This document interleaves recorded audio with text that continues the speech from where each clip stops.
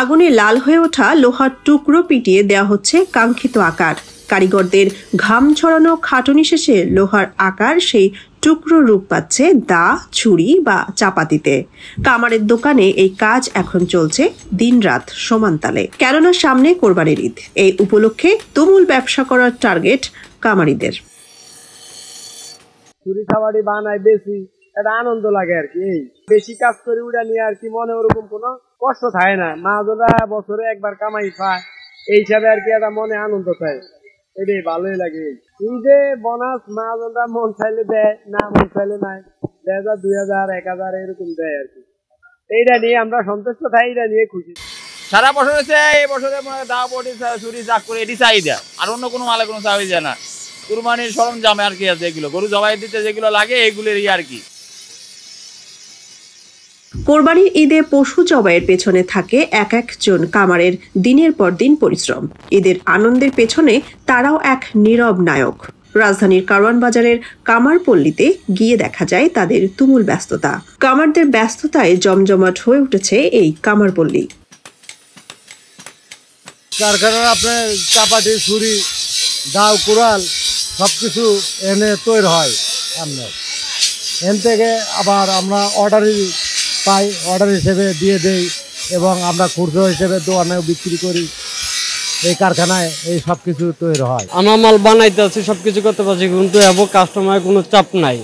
Customer হবে মনে করেন ঈদের 3 দিন কি 4 দিন আগের তুলনায় কাস্টমার হবে। এখন আমরা মাল বানায় ধুয়ে দিতে আছি স্টকে। ঈদের জন্য আমরা চাবাটি বানাইতে আছি, চাকু বানাইতে আছি, চামড়া সেলার জন্য, জবাই ছুরি বানাইতে আছি জবাই করার জন্য। যেমন আমরা অরিজিনাল স্পিনের চাবাটি বেশি 800 টাকা কেজি। তারপর আমাকে আত্মীয় জন্য চাইনিজ করলে বানানো, এটা মনে করেন 1000 টাকা বিক্রি করি। তারপর জবাই ছুরি আছে স্পিনে 1000 টাকা আছে, 1200 টাকা আছে, ছোট বড় মিলায়। এই বংশ পরম্পরায় চলে আসা এই পেশায় প্রযুক্তি খুব একটা আসেনি। এখনকার সব কাজই এখনো হয় হাতে, লোহার সঙ্গে লড়াই করে, আগুনের পাশে দাঁড়িয়ে, কষ্টের ঘামে ভিজে।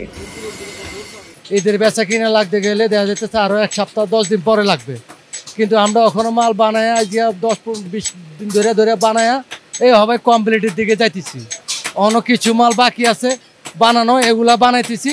বানায় কমপ্লিট করার পরে কাস্টমার আসবে, আমরা বিক্রি করবো। অন্য ব্যস্ততা শুরু হয় না, তারপরে যেরকম শুরু হয়েছে আলহামদুলিল্লাহ, ঠিক আছে। যত দিন যাবে তত চাপ বাড়বো, কাজের চাপ বাড়বো। কারওয়ান বাজারের এই পাড়ায় শুধু আগুনে লোহা নয়, গড়ে উঠেছে উত্তরাধিকার।